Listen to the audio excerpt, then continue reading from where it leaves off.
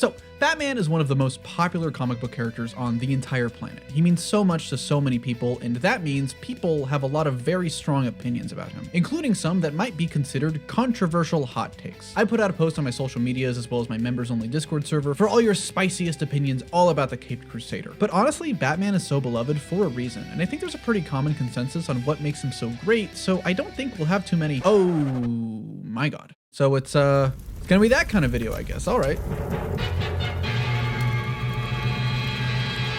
This video is brought to you by Bilt. Bilt is a loyalty program that lets you earn points on rent and redeem them towards flights, hotel stays, fitness classes, and even towards your next rent payment. With everything getting more and more expensive lately and just how it costs money to exist for some reason, I'm a big believer in making the most out of what you're already spending, especially with something as big as housing, which is most people's biggest monthly expense. Most people already get points back on groceries and travel and even going to the movies, so if you're a renter, Bilt is kind of a no-brainer. I mean, you're already paying for the rent every month, so you might as well get something else out of it. Olivia and I just moved into a new apartment. We're still sort of settling in, which explains the clutter, so don't judge us. And Bilt has been super helpful in turning our existing rent payments into something just a little bit extra. They've been consistently ranked the highest value point currency by the Points Guy and Bankrate. You can transfer your points to over 500 airlines and 700,000 hotels and properties around the world, redeem them towards a future rent payment or unique experiences exclusive to Bilt members. There's no cost to join, and best part, you don't even have to tell your landlord about it. Start earning points right now when you sign up through the link in my description or QR code on screen. Thanks to Bilt for sponsoring this video, and thanks to my patrons and channel members who make these videos possible for just $1 a month. It makes things more interesting if Batman never catches his parents' killer. I understand the thought process behind this. It's interesting to have this kind of like looming mystery that never gets solved about the defining act that turns Bruce into Batman, right? But I also think it kind of frames his mission as like a long-running plot arc of who did it. It turns it into a whodunit. That's a bit of a short-sighted way to view his mission and what he does. And on top of that, I think there are some amazing stories about Bruce confronting Joe Chill. Like Brave and the Bold. That's literally the best episode of Brave and the Bold ever. Having him confront the person who single-handedly set him on this path, confronting what it means to be Batman. Is he doing this for vengeance? Is he doing it just for the justice of his parents' murder? Or is he doing it to prevent it from happening to anybody else? Batman is at his most interesting when he's one of the Robins by his side. I totally agree with this one. I talk about this topic all the time. I think I can name like 3 videos where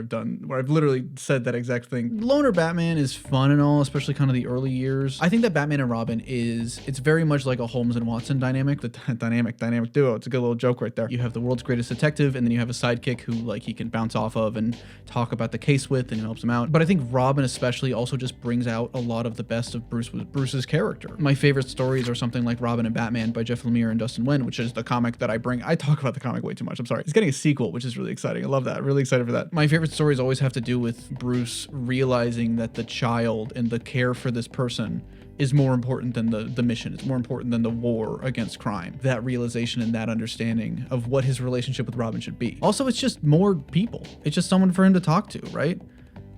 Yeah. The Dark Knight is the only movie in the trilogy worth watching because of the Joker. The other 2 are not good. Worst Batman I've ever seen. I don't think he's the worst Batman ever by any means. I think that Bale did a really interesting performance, but those movies very much are crime movies first. Like, they're still 3 good movies. I don't love The Dark Knight Rises. I think they could have ended the trilogy in a stronger way, but I do think it works really well. I think it's a great movie still. Is it my favorite Batman movie? No. Is it my favorite Nolan movie? No, but not by any means. I honestly prefer Batman Begins, like kind of personally, on a personal level. Like, it's a little bit more classic Batman for me. It's my favorite of the Nolan trilogy, not because it's the best movie, but just because it's my favorite one, which doesn't make any sense. I know, but that's how I am. That's how I roll. What can I say? For some reason, I'm not bothered when Batman isn't drawn with trunks, whereas Superman without them always feels wrong. I agree with this, actually. I think part of that is because we've seen trunksless Batman way more often, whether it be in any of the movies or the New 52 or Rebirth, which is one of my favorite designs for the character. Whereas Superman without trunks wasn't really a thing until like 2010. I don't really like when it's a gold belt though. I think trunksless Batman, if you're gonna do it, do a black belt, because he's a black belt in karate. No, but like I think the black breaks up the gray a little bit more easily. I do really like Batman having trunks. I think I still prefer. I'm not as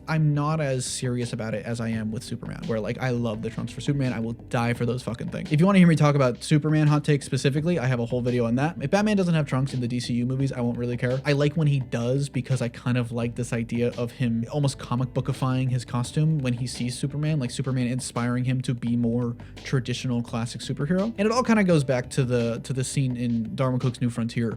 At first he's early Batman, where he's scary and dark, and he sees a kid and he scares the kid. That motivates him to change his costume and to kind of become more bright and colorful and hopeful. And he says the line of, "I set out to scare criminals, not children." I think that's one of the best moments in all that book. It's a great book. Bruce leaving Gotham to train is kind of stupid, and him staying in Gotham training with Alfred works a whole lot better. This is one of those other things where I'm kind of 50-50 on it. I like the idea of him staying in Gotham to really learn the ins and outs of the city and of like something like the lower class. But at the same time, I also think it's interesting just the sheer cast of characters that he meets while on his journey to train as Batman. And one of the books that actually explores this is Batman the Knight by Chip Zdarsky and Carmine DiGiandomenico. And it is literally exploring that very era for the character that never really gets touched on. Because like we always explore year 1 of Batman, year 2 of Batman, and we always sort of explore child Bruce right when his parents die. But I do really love this kind of like era of Bruce leaving to figure out his life, figure out what the fuck is up, what he's gonna do, where he's still traumatized from his parents' death. It's been years.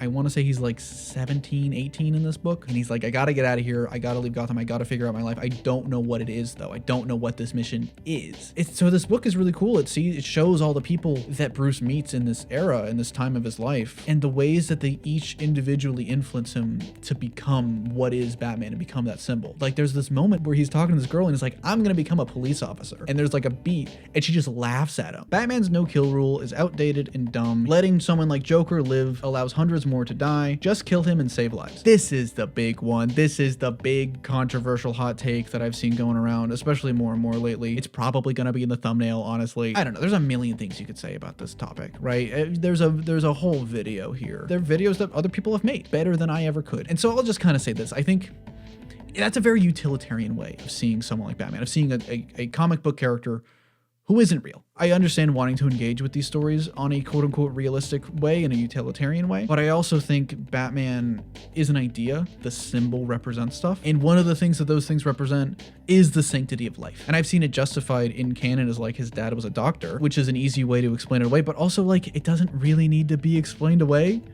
Killing people is bad, especially for a character like Batman who is for all ages. We always want to like edgify Batman and age him up and make him mature, make him R-rated, but like Batman is kids like Batman. I don't love the idea of like these stories essentially endorsing capital punishment, right? And I never liked the whole like if I kill someone I'll never stop mentality. I think it works for something like Under the Red Hood. I like seeing that explained as like his own reasoning to himself, kind of what he says to himself in his darkest moments, where he's really pushed to the edge of that. If he says to himself, if I do this I'll never go back, it is a hard line for him that allows him to not go past it. But in reality, I've always seen it as just Batman values life. And I'm someone that believes that superheroes, comic book characters as a whole, but especially someone like Batman, who's a Batman and Superman and Spider-Man, they are like pillars of morality and of empathy. If you take out their empathy, what are you doing with these characters, you know? I know people feel very strongly about that, but for me, like, if Batman starts killing people, he's just Punisher. What are you doing? Why? Who cares? You know? It sounds like people just want Punisher with a bat.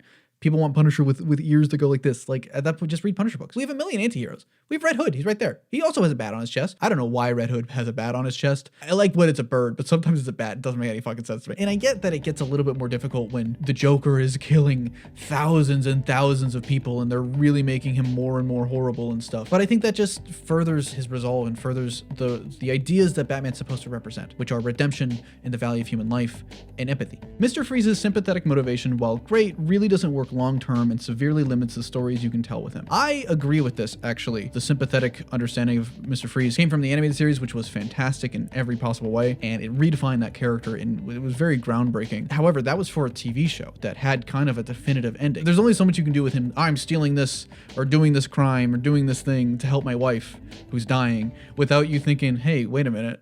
Hey Bruce, why don't you help out with that a little bit, huh? You know, come on, buddy. It's hard to continue telling stories about him as a villain. There's only so much you can do with that archetype in the infinite medium that is comic books, which is why in the New 52 they tried to reinvent Mr. Freeze again. They tried to essentially undo the sympathetic nature of his backstory. They basically had Bruce go to Mr. Freeze and be like, hey man, you're crazy. Nora Freeze, she doesn't exist. It basically was trying to frame Mr. Freeze again as this villain character. And so if you want to keep the sympathetic motivation for Mr. Freeze, go for it. Great. I love it. Everybody loves it. It's like it's a defining part of the character at this point. But it's hard to make him a villain. You know, so I don't really like the New 52 change. It undermined a bunch of stories with that character, which is why they undid that undoing. I understand understand why they did it at the very least. I believe that characters should have like an infinite potential, especially in the medium of comic books, right? As opposed to a TV show or a movie where there is a definitive end. That's why Sub-Zero is one of my favorite animated Batman movies, because it's the culmination of the character of Mr. Freeze and the logical endpoint of where that character would end up. The only good Batman movie is the Lego movie. All the other movies are good movies, but they're not good Batman movies. I love the Lego Batman movie, but I don't agree with this. Obviously, you have a lot of the animated stuff like Mask of the Phantasm, but even going into the realm of live action, firstly, Batman Forever, very messy movie for a lot of reasons, for a lot of studio interference reasons and stuff like that. But the heart of Batman is still really strong in that movie, especially like upon watching it and giving it like a legitimate chance. But I also think that the most recent one, Matt Reeves' The Batman, is probably my favorite interpretation of the character I've ever seen in film. Maybe not more than the animated stuff. I don't really like to pick and choose and like rank them or anything, but especially in live action, that movie to me understood the character so fundamentally well that it was able to switch up stuff and take things that you'd think were integral parts. You would think that the billionaire playboy persona of Bruce Wayne is integral to the character, but then it takes it away, replaces him with this very emo, recluse, freaky, depressed Bruce Wayne, and you're like, oh wait, that still works. It's picking away what you think the character needs kind of piece by piece, and it's leaving you with just these ideas. And these ideas are so strange. It's not the most comic accurate, but I see it as so faithful to the idea of what Batman represents, especially the ending and the monologue and this idea of hope. I think it ties very well into the no-kill rule and into the sanctity of life that Batman represents, you know? I'm realizing now that he's just like poking out a little bit right there, which is really funny. A lot of the anti-Batman villains should be primarily villains to other characters because it's boring when he has so many of them. I think I get where you're coming from here. It's interesting where we have this archetype of evil Superman all the time. You can't look 5 feet without seeing an evil Superman somewhere. I don't think evil Batman is done to nearly the same degree, and if it ever is, it is always within Batman stories. And so it would be cool to see someone like Catman be a villain for Green Arrow. And especially when Batman is considered this kind of like bat god character, you might as well do something interesting and say, how would X character react and deal with someone like Batman? In the same way that we do with Superman all the fucking time. Not as much anymore. We've done a lot better with it. Owlman is better than the Batman who laughs. That's a very low bar. I'm sorry. I've got to talk about this shit. I don't give a fuck about the Batman who laughs. He was cool in Metal, because Metal was cool. Metal was rad. I read that first arc with him. I read that first event and I was like, this is a cool concept. And his design's sick. The Robins are freaky as hell. And I was like, cool, great. This is neat. I think this is a great villain for this arc. And then they kept using him. They wouldn't shut the fuck up about him. They were like, oh wait, this is a new version of, this is Batman and Joker at the same time. Oh my God. DC was like, this is a dream come true for us. We can milk this for all it's worth. And now I'm so fucking sick of the guy. Granted, we haven't seen him in a while. So I think we moved on from him. So that's good to know. But yeah, the bar is very low when it comes to Batman who laughs for me. Owlman's cool too. I like Owlman. I'm actually kind of not fond of Pattinson being separate from the Gunn DC verse, but that's because I love the Gotham they created and wanted it to be the new cinematic universe. This is a difficult conversation to have, especially right now with like the state of the Batman movies and stuff. And I won't touch on that. I want to be respectful of everybody involved with those movies. But the idea of Pattinson's Batman being part of the new DCU and kind of retroactively joining it is something that I flip-flop on this. I honestly think every time I think about it, like every other day at this point. Because on one hand, I absolutely want to see Pattinson and Corn Sweat together because I think they would look really good. I love this version of Batman, a sort of younger Batman and younger Superman. Of course it makes sense. Of course it works. And the contrast of the two of them is so cool. It's almost like a second chance with the Bale movies. You know, I remember when the DCEU was starting, Warner Brothers really wanted Christian Bale to come back and he didn't want to because Nolan didn't want to, and which I totally respect and I totally understand. Also, I don't think Christian Bale's Batman would have fit within a greater DC universe. Pattinson is slightly more elevated, slightly like more stylized, still in a very grounded, realistic sense, but it's a little bit more elevated. And so it's kind of like a second chance to maybe see how that could work. But on the other hand, Matt Reeves seemingly has said he doesn't want to, and I respect that, right? This is his vision, this is his world that he's created, so let him keep doing that. Let him keep making the Penguin, and let him keep making these Batman movies, and that could allow us to have a version of Batman that is the more swashbuckly, colorful, bright, sometimes supernatural Batman that we see in the comics, you know? I think having the two of them kind of lets us get the best of both worlds, Hannah Montana. And so it's a topic that like, I flip-flop on. I literally understand both sides equally. Like one day I'm for one day I'm for other. Even just talking about it, I'm like, I don't really know where I stand anymore. I think today I'm against it. Honestly, while I'm editing this video, I'm probably going to change my mind. Hello, editor Troy here. Yeah. Making Thomas and Martha Wayne secretly corrupt misses the whole point. Batman exists because they were good people taken too soon. I get where this comes from, but I also don't really agree. I think there are some really amazing stories where Thomas and Martha weren't the people that Bruce thought they were. And I think there's a very interesting character arc where Bruce has to take a look at these people that he places on pedestals. He's placed on pedestals his whole life because he lost them as an 8-year-old and realized, hey, wait, maybe they weren't perfect. It doesn't mean that their death is any more or less unjust by any means. Telltale Batman does a really good job with that I really like. It doesn't need to be the case for every single one. I think it's a cool complexity and layer to add to their death that can drive his motivations moving forward more than just my parents died and I'm sad and I want to get justice for them. If anyone should take over as Batman, it's not Dick or Damian, but it's him. He's the only one who actually thinks like Bruce. This is another one of those big like discourse things about like who should be the next Batman after Bruce and stuff like that. I don't really pay this conversation too much mind because I'm like, this isn't gonna happen.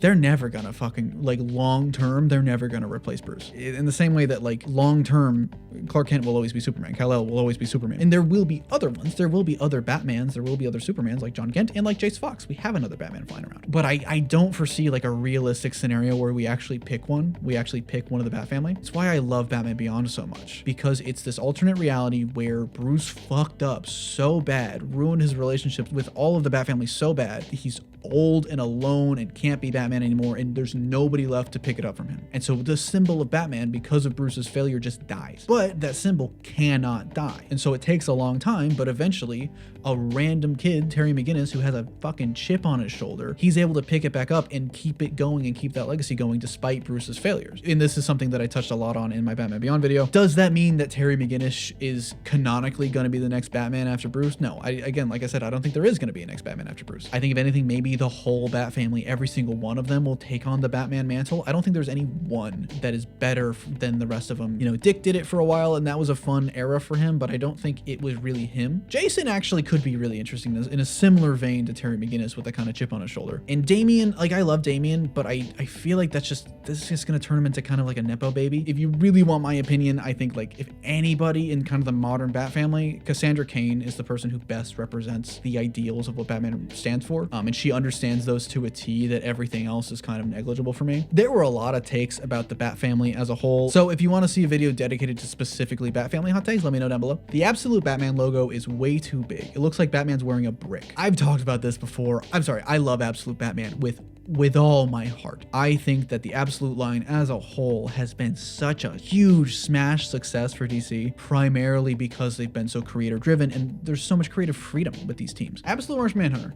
has the most insane use of the comics medium that I've ever seen. Is this gonna come across on camera? I have no idea. You have to lift it to the light to see the full page, to see the full story. It is like the most amazing use of the comics medium ever. Dennis Camp and Javier Rodriguez are geniuses with this book. And I bring all that up because Absolute Batman, in the same way, also so creator driven and so creative focused with so much freedom for Nick Dragotta and Scott Snyder. And I love all the changes in the character designs that they're doing because I know that these are exactly what Scott and Nick want to do. And the argument is always, oh, it turns into an axe, so it's cool, so it's worth it. Even if it didn't turn into an axe, even if it just looked different, I wouldn't give a fuck. Sorry, that was just kind of an excuse to gush about the Absolute line. If you don't like the brick logo, whatever. But to me, I love it. I love everything about the Absolute books. I love everything about Absolute Batman. I think Scott Snyder and Nick Dragotta are fucking geniuses here. Batman is better with a sense of humor. He should never be 100% serious after year 2 or 3. I agree with this so much. And I think Batman is at his best when his humor is dry. And it's part of why I like the Batman 2004 show so much, because that Batman was a little bit sillier, a little bit funnier. And it's also, I think, why people are so attached to Dick Grayson Batman, because Dick Grayson is historically very funny, very jokey, very quippy. And he brought a lot of that to his Batman era. But that doesn't mean that Bruce can't be funny either. You know, lest we forget, this man was raised by Alfred Pennyworth, who is the most dry, sarcastic British man on the planet. Rest in peace to the king. I'm sorry. I hope they never bring it back.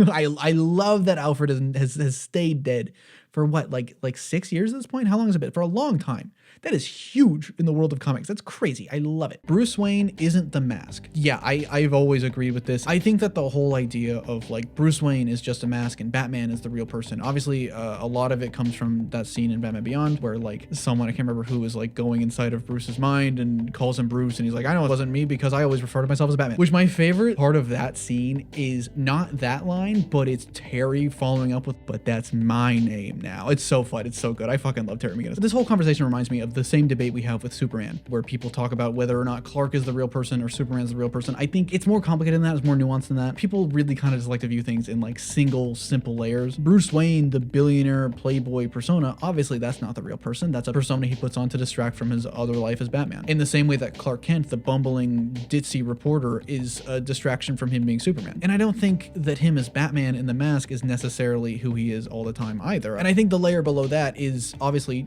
again, Bruce Wayne, the kid whose parents died, who sits in the Batcave and has this mission, has this goal, and has this desire, right? And how closed off that version is always, you know, it depends from interpretation to interpretation. Obviously, Alfred sees it. I think Dick Grayson and kind of all the inner circle of the Bat family sees it. I think also Superman and Wonder Woman see that too. This idea that like Batman is who he is all the time, 24/7, I don't love, you know, I think that at that point it just kind of comes down to semantics. But we've been talking so much about other people's controversial takes, and I've been sitting here judging. Let's end things off here with my biggest, spiciest controversial take. I think that Batman in live action should not have the white eyes. I know that's something that a lot of fans are really clamoring for. We're focusing really hard on the visual design of Batman. And obviously in animation and comics, the white eyes are important and they're so striking. But in live action, eyes mean so much. And it is so clear when you watch the Batman. I cannot imagine that movie if I can't see Robert Pattinson's eyes. He tells so much emotion and so much story strictly through the eyes. The eyes are the window to the soul, is the thing everybody says. We as humans, we connect through eyes. And so when you close that out,